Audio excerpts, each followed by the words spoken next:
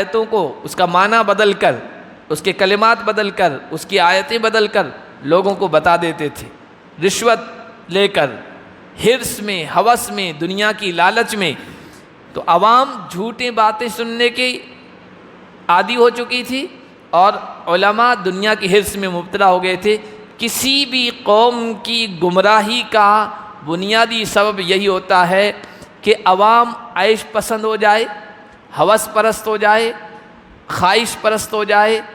آسانی پسند ہو جائے۔ ان کو بس سنا دیا جائے یہ کام کر لو، جھنڈی لگا لو، بس کامیاب ہو جاؤ گے آخرت میں،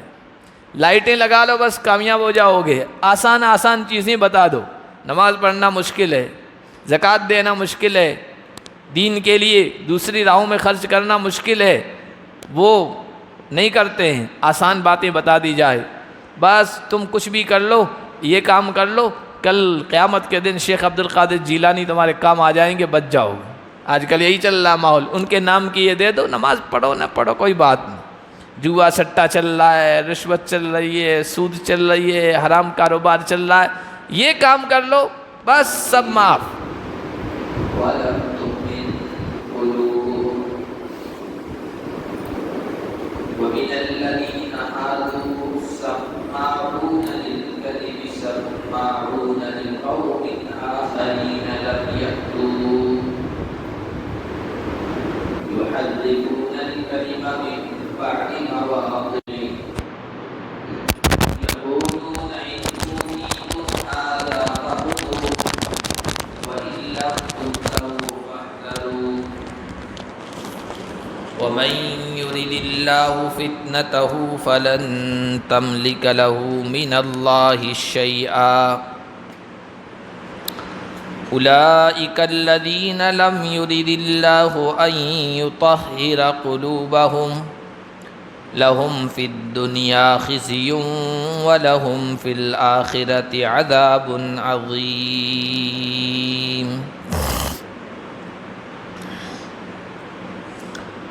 آج کے درس کا آغاز مدلا کے فضل و کرم سے سورۃ المائدہ کی آیت نمبر 41 سے کر رہے ہیں۔ اس سے پہلے جو آیتیں پچھلے درس میں ہم نے پڑھی تھی اس میں چوری کی سزا کا ذکر تھا۔ اگر کوئی مرد اور عورت چوری کر لے اور چوری کی چیز جو ہے اس کی قیمت 10 درہم کے بقدر ہو تو پھر اس کا ہاتھ کاٹا جائے گا۔ ابھی جو آیتیں ہم نے پڑھی اس میں بھی ایک طرح کی چوری کا ذکر ہے۔ ایک چوری حصی ہوتی ہے، یعنی کوئی چیز ہے سامنے ہے، اس کو چرا لیا جاتا ہے، اس کی سزا اس دنیا میں ہاتھ کاٹنا ہے۔ اور ایک چوری معنوی ہوتی ہے، یعنی اللہ کی کتاب میں چوری کرنا، اللہ کے فیصلوں میں چوری کرنا اور غلط فیصلے دینا، یہ بھی ایک طرح کی چوری ہے، اور یہ چوری سنگین ہے، خطرناک ہے۔ اس لیے کسی چیز کی چوری کی جائے، چونکہ وہ دنیا کی چیز ہے، دنیا عارضی ہے، فانی ہے، تو اس کی سزا بھی ہلکی ہے، ہاتھ کاٹ دینا۔ لیکن اللہ کی کتاب میں چوری کی جائے، جو صحیح بات ہے وہ بتائی نہ جائے، چھپائی جائے، اس کو بدل دیا جائے، تو پھر یہ بھی چوری ہے اور سنگین چوری ہے، اس کی سزا جو ہے نا آخرت میں ملے گی۔ جو خطرناک قسم کے جرم ہیں، گناہ ہے نا، ان کی سزا آخرت میں ملے گی، اس لیے کہ وہ خطرناک سزا ہے۔ دنیا کی سزائیں تو ہلکی ہے اور آخرت کی سزائیں بہت خطرناک ہیں۔ تو یہ جو آیتیں پڑھی گئی اس میں اس کا بیک گراؤنڈ ہے، پس منظر ہے۔ یہودیوں کے یہاں ان کی کتاب میں بھی زنا کرنے والوں کی سزا، اگر وہ شادی شدہ ہیں اور بدکاری کر لیں، زنا کر لیں اور ثابت ہو جائے تو سنسار کر دینا ہے، پتھر مار مار کر ہلاک کر دینا ہے۔ یہ ان کی کتاب میں بھی، تورات میں بھی یہی حکم تھا۔ لیکن کیا ہوا کہ بعد میں ان کے بڑے چودھری قسم کے لوگ، مکھیا لوگ بھی اس جرم میں مبتلا ہو گئے، زناکاری کرنے لگے۔ تو پھر ان کے علماء نے دنیا کی حرص میں، لالچ میں سزا ہلکی کر دی اور کہنے لگے تورات میں ایسا کچھ حکم نہیں ہے، تورات میں حکم ہے اس طرح کا جرم کرنے والوں کو منہ کالا کیا جائے، ان کی تشہیر کی جائے، گھمایا جائے، لوگوں کو بتایا جائے کہ یہ بدکار لوگ ہیں۔ اللہ کے نبی صلی اللہ علیہ وسلم کے زمانے میں خیبر کے ایک مرد اور ایک عورت جو یہودی تھے، انہوں نے بدکاری کر لی۔ اب خیبر کے یہودی جو علماء تھے، بڑے تھے، ان کے جانکار لوگ تھے، انہوں نے یہ دیکھا کہ ہماری کتاب میں تو سزا سخت ہے، سنگساری ہے، قتل کر دینا ہے، اور یہ جو نبی ہیں محمد رسول اللہ، ان کی شریعت میں سہولت ہے، آسانی ہے، تو ہم اپنا یہ معاملہ ان کے یہاں بھیج دیتے، تو قتل کی سزا نہیں ہوگی، کوئی دوسری سزا وہ دے دیں گے اور ہمارے لیے آسانی ہو جائے گی۔ اللہ کے نبی تو نبی تھے، وحی کے ذریعے سے بتایا گیا، اللہ کے نبی کو اطلاع دی گئی کہ ان کی کتاب میں بھی سنگساری کی سزا ہے جو اسلام میں ہے۔ تو جب خیبر کے علماء نے، ان کے بڑوں نے، خود تو نہیں آئے لیکن ان کے آدمیوں کو بھیجا کہ ان دونوں آدمیوں کو، مرد اور عورت کو لے کے جاؤ اور محمد رسول اللہ کے پاس جاؤ، وہ جو فیصلہ کریں پھر دیکھو۔ اچھا وہ فیصلہ سنگساری کا کریں تو مت لینا، قبول نہیں کرنا ہے، اور اگر آسانی والا ہماری خواہش کے مطابق کریں تو ٹھیک ہے، قبول کر لینا۔ وہ لوگ آئے اللہ کے نبی صلی اللہ علیہ وسلم کے پاس۔ اللہ کے نبی صلی اللہ علیہ وسلم نے کہا کہ بھائی تمہارے یہاں، تمہاری شریعت میں، تمہاری کتاب میں اس طرح کے جرم کی کیا سزا ہے؟ انہوں نے کہا کہ ہمارے یہاں تو سنگسار کرنا نہیں ہے، ہمارے یہاں منہ کالا کر کے مشہور کر دینا ہے لوگوں میں۔ اللہ کے نبی نے کہا تمہارا کوئی بڑا عالم ہے، اس کو بلاؤ۔ خیبر کے پاس ایک گاؤں تھا، اس میں ایک یہودی بڑا عالم تھا، ابن سوریہ، اس کو بلایا گیا کہ کتاب لے کے آؤ، تورات لے کے آؤ۔ تورات لے کے آیا۔ اللہ کے نبی نے کہا زنا کی سزا کہاں ہے تمہارے ہاں، پڑھو، وہ آیتیں پڑھو تورات کی۔ وہ پڑھنے لگا جہاں احکام تھے، اور جو زنا کی سزا کا جہاں ذکر تھا اس نے وہ آیت چھوڑ دی، چھپا دی۔ حضرت عبداللہ ابن السلام موجود تھے وہاں، وہ یہودیوں کے بڑے عالم تھے اور اللہ نے اسلام کی توفیق دے دی تھی، مسلمان ہو گئے تھے، تو انہوں نے چوری پکڑ لی۔ انہوں نے کہا کہ یہ جو بیچ میں چھوڑ دیا یہ پڑھو۔ وہ آیت پڑھی، اس میں وہ یہی حکم تھا جو قرآن میں حکم ہے، سنگسار کر دو شادی شدہ مرد عورت اگر زنا کاری کر لے۔ تو پھر اللہ کے نبی صلی اللہ علیہ وسلم نے ان کی شریعت کے مطابق ہی، قرآن کی کا حکم تو تھا ہی، ان دونوں کو مسجد نبوی کے سامنے سنگسار کر دیا۔ تو اللہ تعالیٰ نے ان کی باتوں کو یہاں نقل کیا، اس واقعے کا تذکرہ کیا ہے۔ فرمایا اے رسول لا يحزنك الذين يسارعون في الكفر من الذين قالوا، آپ کو غمگین نہ کرے وہ لوگ جو کفر میں آگے بڑھ رہے ہیں، لپک رہے ہیں کفر کی طرف، ان لوگوں میں سے جو اپنی زبانوں سے تو کہتے ہیں، منہ سے تو کہتے ہیں ہم ایمان لے آئے، لیکن ان کے دل ایمان نہیں لے آئے۔ خیبر کے تو یہودی کافر تھے ہی، مدینے میں جو یہودی تھے ان میں بہت سارے منافق تھے، جو مسلمانوں کے پاس آتے تھے کہتے ہم مسلمان ہیں، ایمان والے ہیں، اور جب ادھر جاتے تھے تو ان کی وفاداری کرتے تھے، کہتے تھے ہم تو تمہارے میں سے ہیں، ان کو بیوقوف بنا رہے ہیں۔ ان کے بارے میں کہا جا رہا ہے کہ ان کی زبانوں سے تو یہ کہا گیا کہ ہم ایمان والے ہیں، لیکن دل ایمان نہیں لائے، اور اصل ایمان تو دل کا ایمان ہے، یقین ہے۔ وَمِنَ الَّذِينَ هَادُوا، اور ان لوگوں میں سے جو یہودی ہیں، منافق بھی یہودی بھی، ان کی طرف سے ایسی باتیں پیش آتی تھی جس سے اللہ کے نبی کو تکلیف ہوتی تھی، غم ہوتا تھا، ٹینشن ہوتی تھی۔ ظاہر سی بات ہے ایک آدمی جو کسی قوم میں، کسی سماج میں، کسی گروہ میں اصلاح کا کام کر رہا ہو، سماج سدھار کا کام کر رہا ہو، ان کی خیر خواہی کر رہا ہو، ان کا بھلا چاہ رہا ہو، اور ان سے کچھ بھی نہیں لیتا ہو، اللہ کو راضی کرنے کے لیے کام کر رہا ہو، اور وہ لوگ اس کے خلاف باتیں کریں، پروپیگنڈا کریں، جھوٹی باتیں کہیں، تو آدمی کو تکلیف تو ہوتی ہے۔ اللہ کے نبی کو بھی تکلیف ہوتی تھی، تو اللہ کے نبی نے تسلی دی کہ ان کی طرف سے جو باتیں پیش آتی ہے ان سے آپ غمگین نہ ہو۔ سماعون للکذب،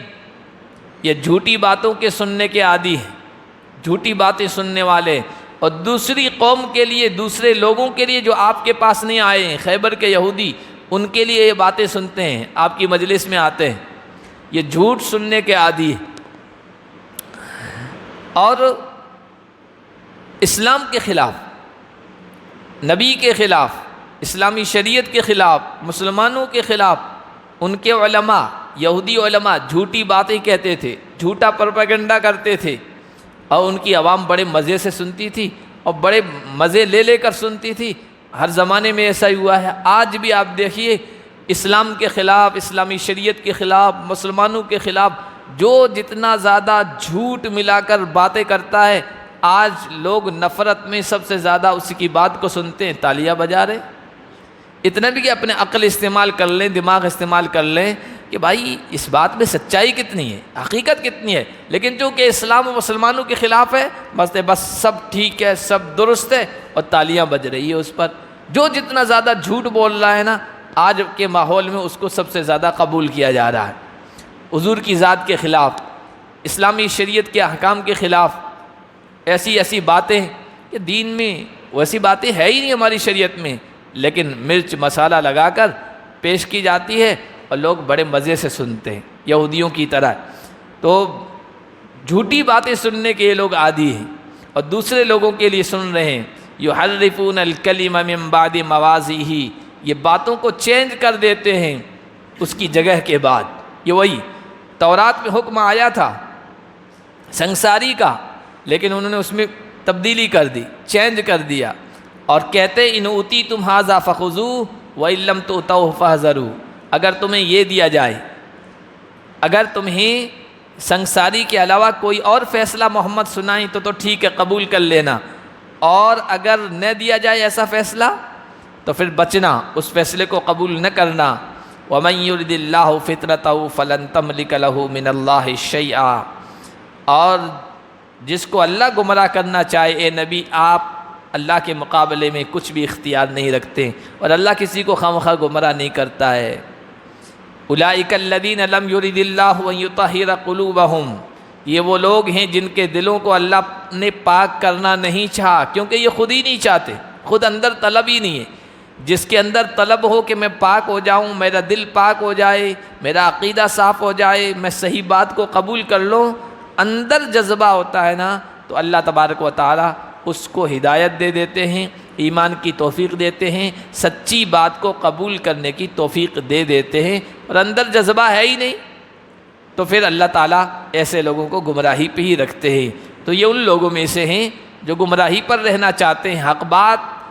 طلب کرنا نہیں چاہتے، حق بات کی جستجو نہیں چاہتے، اپنی من کے مطابق بات چاہتے ہیں، اپنی خواہش پر چلنا چاہتے ہیں۔ لَهُمْ فِي الدُّنْيَا خِزْيٌ وَلَهُمْ فِي الْآخِرَةِ عَذَابٌ عَظِيمٌ، ان کے لیے دنیا میں رسوائی اور آخرت میں بڑا عذاب اللہ نے ان کے لیے تیار کر رکھا ہے۔ سماعون للکذب اکالون للسحت، اللہ پھر فرما رہے ہیں یہ جھوٹی باتیں سننے والے ہیں، اور اکالون للسحت حرام کھانے والے ہیں، حرام کھانے والے ہیں۔ دو بنیادی باتیں، عوام جھوٹی بات سننے کے مزاج بن گیا ہے، جھوٹی باتیں بتا دو، جھوٹی روایات کہہ دو۔ مسلمانوں کا مزاج بھی یہی ہو گیا جو یہودیوں کا تھا، جھوٹی باتیں سنا دو تو بس اس پر واہ واہ سبحان اللہ، جھوٹی روایات بغیر سر پیر والی، چونکہ عوام کو مزہ آتا ہے اس میں، عوام کا مزاج ایسا ہی ہے، تو ان عوام علماء پیر رہنمائی کرنے والے ان کے مزاج کو بھانپ کر بس ان کو خوش کرنا چاہتے ہیں، نذرانہ ملنا چاہیے، ہدیہ ملنا چاہیے، بڑی فیس وصول ہونی چاہیے۔ اکالون للسحت، یہ حرام کھانے والے، یہود کے علماء بھی ایسے تھے، لوگوں کے مطابق فتوے دیتے تھے، لوگوں کے مزاج کے مطابق باتیں کہتے تھے، قرآن ان کی کتاب کی آیتوں کو اس کا معنی بدل کر، اس کے کلمات بدل کر، اس کی آیتیں بدل کر لوگوں کو بتا دیتے تھے، رشوت لے کر، حرص میں، ہوس میں، دنیا کی لالچ میں۔ تو عوام جھوٹی باتیں سننے کی عادی ہو چکی تھی اور علماء دنیا کی حرص میں مبتلا ہو گئے تھے۔ کسی بھی قوم کی گمراہی کا بنیادی سبب یہی ہوتا ہے کہ عوام عیش پسند ہو جائے، ہوس پرست ہو جائے، خواہش پرست ہو جائے، آسانی پسند ہو جائے، ان کو بس سنا دیا جائے یہ کام کر لو، جھنڈی لگا لو، بس کامیاب ہو جاؤ گے آخرت میں، لائٹیں لگا لو، بس کامیاب ہو جاؤ گے، آسان آسان چیزیں بتا دو، نماز پڑھنا مشکل ہے، زکوٰۃ دینا مشکل ہے، دین کے لیے دوسری راہوں میں خرچ کرنا مشکل ہے، وہ نہیں کرتے ہیں، آسان باتیں بتا دی جائے، بس تم کچھ بھی کر لو، یہ کام کر لو، کل قیامت کے دن شیخ عبد القادر جیلانی تمہارے کام آ جائیں گے، بچ جاؤ گے۔ آج کل یہی چل رہا ماحول، ان کے نام کی یہ دے دو، نماز پڑھو نہ پڑھو کوئی بات نہیں، جوا سٹا چل رہا ہے، رشوت چل رہی ہے، سود چل رہی ہے، حرام کاروبار چل رہا ہے، یہ کام کر لو، بس سب معاف۔ علماء بھی، پیر لوگ بھی، نذرانے آ رہے ہیں، ہدیے آ رہے ہیں، بھائی دیکھو سود مت لینا، باقی شراب وراب سب کرتے رہو، تمہارے کوئی کام نہیں، کوئی بات نہیں، بس کامیاب ہو جاؤ گے، سود مت لینا، شراب بھی تو ایسا ہی ہے، جھوٹ بھی تو ایسا ہی ہے، دھوکہ دہی بھی تو ایسے ہی ہے، نماز چھوڑنا بھی تو وہی گناہ ہے، سارے گناہ ہیں، بس چھوٹ دے دی، ان کو کیا چاہیے؟ آسانی چاہیے۔ یہی یہودیوں میں گڑبڑی تھی، بیماری تھی، مرض تھا، اور ان کی عوام میں، ان کے علماء میں بھی قوموں کی گمراہی کے سبب یہی ہوتا ہے، عوام سہولت پسند ہو جائے، آسانی پسند ہو جائے، جھوٹ سننے کے عادی ہو جائے، اور علماء حرص میں، ہوس میں، لالچ میں، نذرانوں کی لالچ میں مبتلا ہو جائیں تو پھر وہ صحیح بات قوم کو نہیں بتا سکتے ہیں، سیٹھ صاحب ناراض ہو جائیں گے، ان کے یہاں تو گاڑی ہدیے میں ملتی ہے، نذرانے آتے ہیں، فیس بندھی ہوئی ہے، جب بھی حاضر ہوں گے عالم صاحب، پیر صاحب اتنے پیسے حاضر ہیں، پھر حق بات کہاں کہہ پائیں گے؟ تو اللہ نے دیکھو یہاں فرمایا،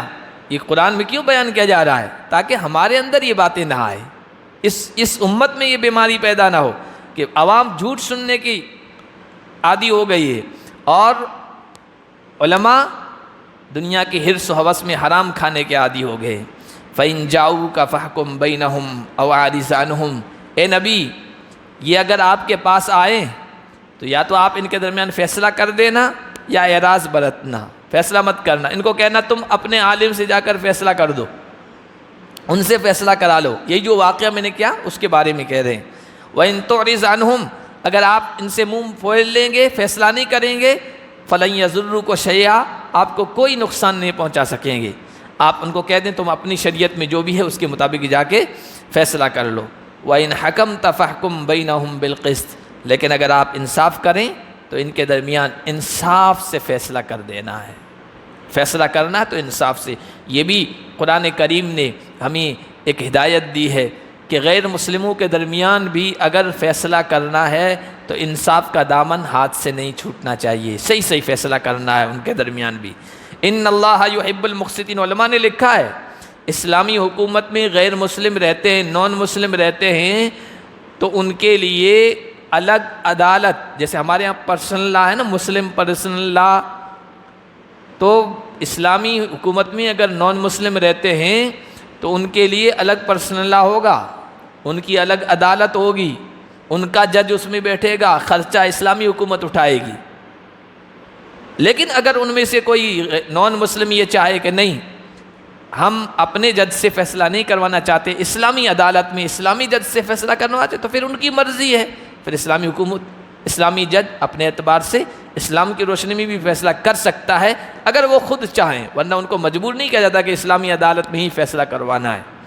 ان اللہ یحب المقسطین، بے شک اللہ انصاف کرنے والوں کو پسند کرتا ہے۔ وَكَيْفَ يُحَكِّمُونَكَ، اللہ کے نبی سے کہا جا رہا ہے یہ آپ کے پاس جو فیصلہ کروانے آ رہے ہیں نا، یہ اصل میں اللہ کی کتاب کا فیصلہ نہیں چاہتے، ان کو اللہ کا حکم چاہیے، اللہ کی کتاب کا فیصلہ چاہیے، تو ان کی کتاب میں موجود ہے، وہ تو سہولت چاہتے ہیں، آسانی چاہتے ہیں، ان کی کتاب میں تو سنساری ہے، پتھر مار مار کے ہلاک کر دینا ہے، وہ ان کی نفس کے مزاج کے مطابق نہیں بیٹھ رہا ہے، اس لیے آپ کے پاس آ رہے ہیں۔ یہی ہوتا ہے، ہم بھی یہ دیکھتے ہیں نا، دیکھو بہت سی جگہوں پر مسئلہ ہم معلوم کرنا چاہتے ہیں اپنے نفس کے مطابق، اپنی خواہش کے مطابق، کسی ایک عالم کے پاس گئے، ہمارے مزاج کے مطابق دوسرے کے پاس جاتے ہیں، تیسرے کے پاس جاتے ہیں، تو یہ اپنی خواہش کے مطابق فیصلہ چاہنا ہے، اللہ کی ہدایت کے مطابق نہیں۔ یہودی یہی چاہ رہے تھے، یہ کیسے آپ سے فیصلہ کروائیں گے، آپ کو حکم بنائیں گے، جبکہ ان کے پاس تورات موجود ہے، اس میں اللہ کا حکم موجود ہے، پھر اس کے بعد اس سے منہ پھیر رہے ہیں۔ وما اولئک بالمؤمنین، یہ ایمان والے نہیں ہیں، یہ تورات پر ایمان رکھنے والے نہیں ہیں، یہ خواہش پرست ہیں، اپنے خواہش پر چلنا چاہتے ہیں۔ انا انزلنا التوراۃ فیہا ھدی ونور، اے نبی ہم نے تورات اتاری، اس میں ہدایت تھی، اس میں نور تھا، روشنی تھی۔ ہدایت کا مطلب ایمان کی باتیں تھی، اللہ کی ذات، نبی کی اوپر ایمان لانا، اللہ کی کتابوں پر ایمان لانا، آخرت کا دن ہے، مرنے کے بعد زندگی ہے، حساب کتاب ہے، اس طرح کی باتیں تھیں۔ اور نور، اس میں زندگی گزارنے کا طریقہ، زندگی کے مسائل، زندگی کے بارے میں ہدایات تھی۔ یحکم بہا النبیون الذین اسلموا، اس تورات کے ذریعے سے وہ نبی جو مسلمان تھے، اللہ کے فرما بردار تھے، اس کے ذریعے سے فیصلے کرتے تھے۔ للذین ہادوا، یہودیوں کے لیے۔ اس سے معلوم ہوا کہ تورات صرف یہودیوں کے لیے نازل ہوئی تھی، پوری انسانیت کے لیے نہیں، قیامت تک کے آنے والے لوگوں کے لیے نہیں، صرف یہودی قوم کے لیے اللہ کی طرف سے تورات نازل ہوئی تھی۔ انجیل عیسائیوں کے لیے جو حضرت عیسیٰ پر ایمان لے آئے تھے اس وقت کے لوگ تھے، ہمیشہ کے لیے نہیں، ہمیشہ کے لیے تو صرف قرآن اترا ہے، قیامت تک کے لیے۔ تو نبی یہودیوں کے لیے تورات کے ذریعے سے فیصلے کیا کرتے تھے۔ حضرت موسیٰ سے لے کر حضرت عیسیٰ علیہ السلام تک تقریباً 4000 نبی آئے ہیں بنی اسرائیل میں، یہودیوں میں، جنہوں نے تورات کے ذریعے سے لوگوں کے درمیان فیصلے کیے۔ والربانیون والاحبار،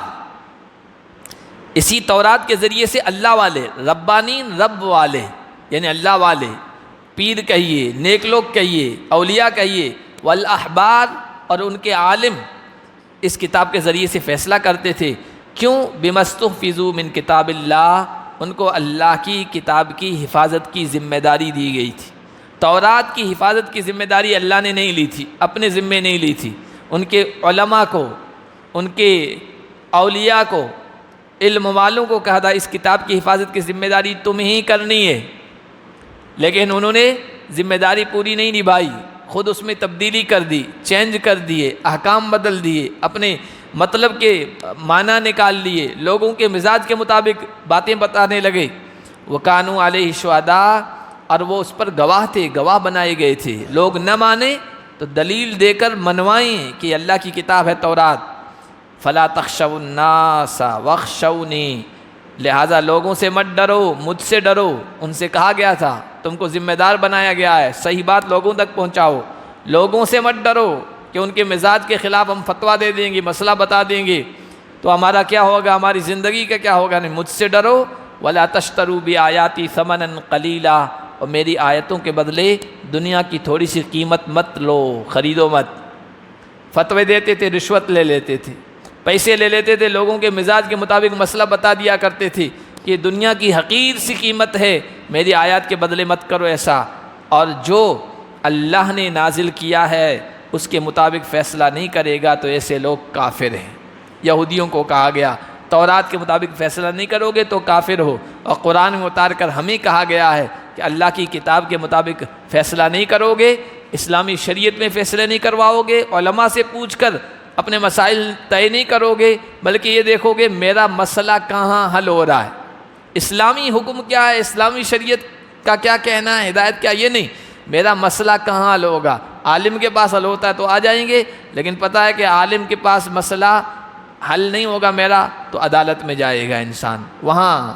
عدالت میں میرے مزاج کے مطابق میرے من موافق فیصلہ آ جائے گا۔ تو یہ اللہ کی نازل کردہ کتاب اور اللہ کے نازل کردہ حکم کے خلاف فیصلہ کرنا ہے، اور ایسے لوگوں کے بارے میں کہہ رہا ہے اللہ، ایسے لوگ کافر ہیں، انکار کرنے والے۔ اور اللہ فرما رہے وَكَتَبْنَا عَلَيْهِمْ، ہم نے یہ بھی فیصلہ کیا تھا، یہ بھی حکم لاگو کیا تھا